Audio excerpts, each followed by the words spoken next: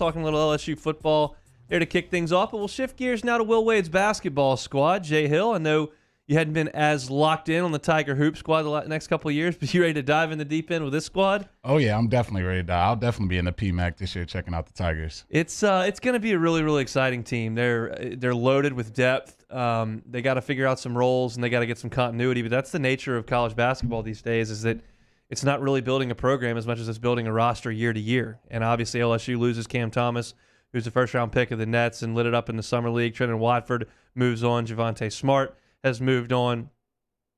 So you kind of look at it and go, that's a lot of scoring off this team. But they've added a ton of guys into the mix that are new faces that we're going to have to learn, and that Will Wade talked a little bit about today. But he started by talking about the one guy who was a huge piece to the team last year and who is coming back, and, of course, that's Darius Days. Yeah, he's been phenomenal. I mean, the first step of leadership is handling your own business. And, he's been a tremendous student. He shows up to everything on time. He's early. He sets the standard for what we want to do and what we want to be about. And the other guys understand that. He's also able to, interpret things interpret what I say for the rest of the group on some things. And, he's taken the next step with his leadership. He's always been somebody who leads by example, but he's been a lot more vocal this year, making sure he knows that you can't do it alone. And sometimes we've tried to do it. You can't just do it by yourself. Like, you got to have other guys coming with you. You got to have other guys moving with you.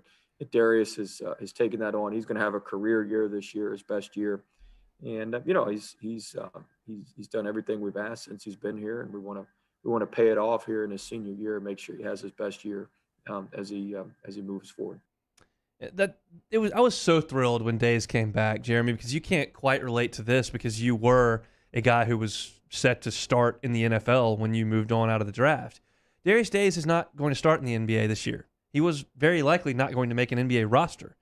And so the point is, okay, do you want to go play in the G League? We've done this game before, and neither one of us can name 2 G League teams. Do you want to try to go overseas and make a few bucks and where they don't speak your language and you don't know what to order off the menu and you go play basketball for a living?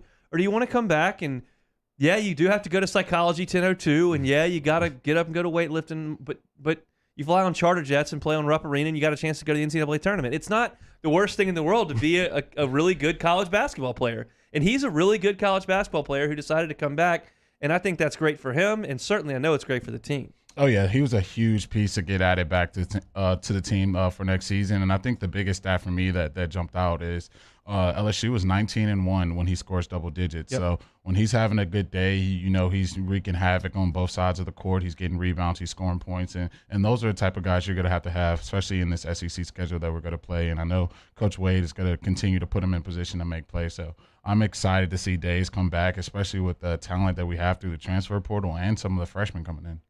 He was such a big piece last year. You mentioned that stat. He shot 40% from three-point range as a 6'6", 6'7", 4-3-ish type guy. He's one of the best offensive rebounders in the entire conference. He wears out the offensive glass. He's a pretty good free throw shooter, and he's a really good leader. And so when you put him in an offense that has a lot of other options to score, like LSU had last year, he just becomes such a nice role player. Now, I believe, as is the case when guys come back who are testing professional waters in any sport, your role is given the opportunity to expand. And I think they're going to allow Days to try to make some more plays with the ball in his hands. Last year, he was a catch-and-shoot 3-ball or an offensive rebound on offense. He's going to put the ball on the floor a little bit more this year. We'll see how he handles it. He's never been a very good ball handler in 3 years in Baton Rouge. I think he's going to do a little bit more of that, and he's a massive piece to this roster. We do have a little bit more from head coach Will Wade, and we'll go to that now. I like I like what we have. I really think, we've got guys, some of the newer guys and the transfers have high major experience and high level experience. Penson is, you'd think he's been here. He came from a great program at Missouri. Coach Martin does a tremendous job, and he's fit right in. And then obviously you've got Darius, and nobody in our programs made a bigger jump than Imwani Wilkinson. And he played for us last year, started a bunch of games for us last year. There's nobody that's had a better offseason in our program than Imwani. I mean, he's going to look like a new player, especially on the offensive end. When people see him, they're going to be shocked. And so he's had a tremendous offseason, and some of the other guys have continued to grow. And so, It's fun. Every year is fun. Every year is a different puzzle. You got to put the pieces to the puzzle together, and I'm excited about the opportunity to coach these guys and opportunity to put this puzzle together and hopefully make it a masterpiece. Now, he mentions Imani Wilkinson there and says that he's the most improved offensive guy, and mentions that you're going to be shocked when you see him. I will be shocked if Imani Wilkinson is a dynamic scorer in his second season in Baton Rouge. That when you look at his statistics, you're like, oh my God, he shot 78%. Well, every shot he took was a dunk or a putback. And that's all he did. I don't think he dribbled the ball once last year. He took 5 threes. He made 2 of them. He only shot 20 free throws in 27 games, and he got 72 rebounds. He's got an interesting skill set because he's 6'5". He's got as much hops as anybody in the league. I mean, he can just explode off the floor. And he's got some pretty good hands, and he's a nice defensive player, but he doesn't handle the ball at all and didn't take any jump shots of any substance at all last year. So I will be shocked if I see him out there crossing people over and hitting step-back jump shots, or if I see him spotting up and taking a bunch of threes.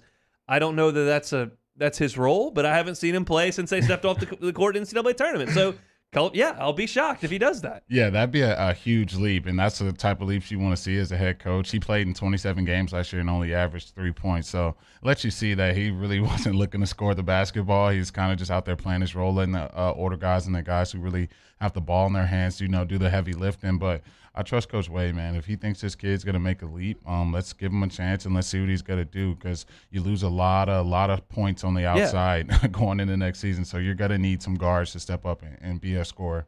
So the deal is, when Imwani's a perfect fit when Cam Thomas is going to get 27 tonight and Watford's going for 20 and Javante made 4 threes, so he scored 18 points, and then you throw Days' buckets in. Like, we didn't need him to shoot the ball last year, and so he didn't, and he was perfectly fine with that. It's a role that I saw him, he never complained about it, but it was a role that I saw that he had where I was like, man, I could see a guy. This is no inside information whatsoever, and I don't mean to speak to that at all. It's just viewing it from the outside going, this is a kid from Nevada who never really shoots and is on a team.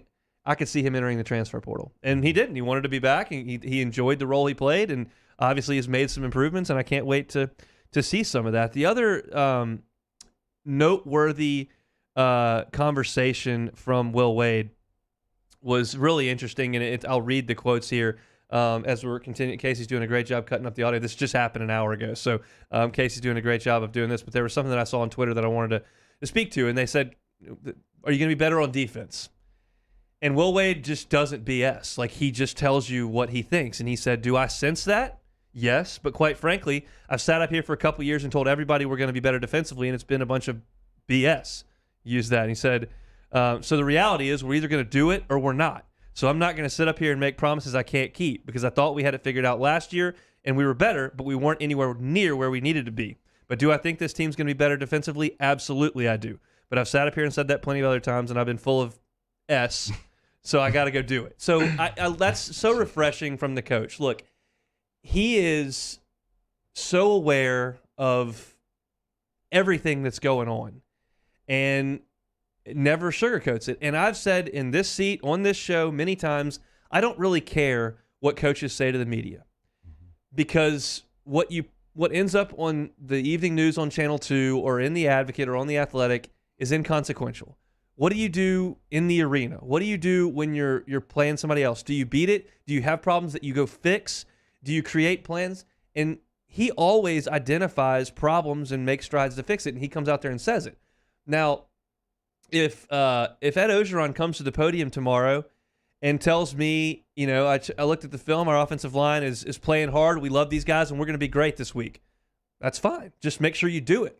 I don't care what you tell me in the media. But Wade is always going to say it, and right there he said, look, I've sit here and told you we're going to play defense, and we hadn't, so it didn't really matter what I tell you. We're going to go out there and try to fix it. Yeah, I think when you get the length that they brought in with Efton Reed, a 5-star recruit in the country, it's only going to help the paint protection. If you watch how we lost in the NCAA tournament last year just getting killed on the boards, killed on the offensive rebounds, and we really just didn't have the size and the length that you want.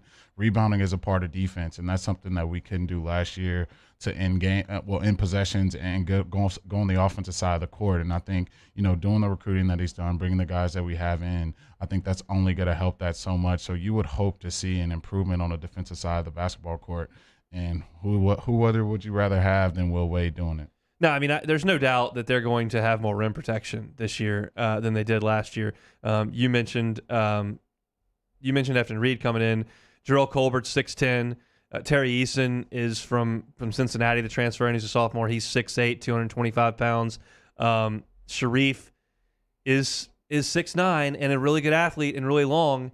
And this is the other thing that the last thing that we'll point out from this is that he has not practiced a full week in months. He had a concussion issues. Now he's got a foot injury, and he hasn't played basketball in 3 years. Mm-hmm. That's just the reality of the situation. And the more these things tend to happen, the more you look at it and go, how can you count on someone to play? It's no fault of his own. You have a heart issue. You have to, move on. You transfer, you sit out a period of time, then you come back, then you're injured, and you come back, and then there's 2 more injuries in the offseason that you're dealing with. It's just one of those things where, man, yeah, he is 6'9" and would be great on the defensive end of the floor because he's a talented dude. He just hadn't played basketball in 3 years. That's a big deal. Yeah, I really was excited to see him, especially when I heard he was transferring to LSU, and just the story that he had, just battling and doing everything he could to get back to the basketball court. That was such a feel-good story. I was so excited to watch him come be a Tiger and play for LSU, but just really hasn't had the health that you would need, and you just wish the best for the kid. So much potential. Obviously, we know the family tree that he comes from, so I'm excited for him. I just hope that he can get healthy and be able to help this basketball team.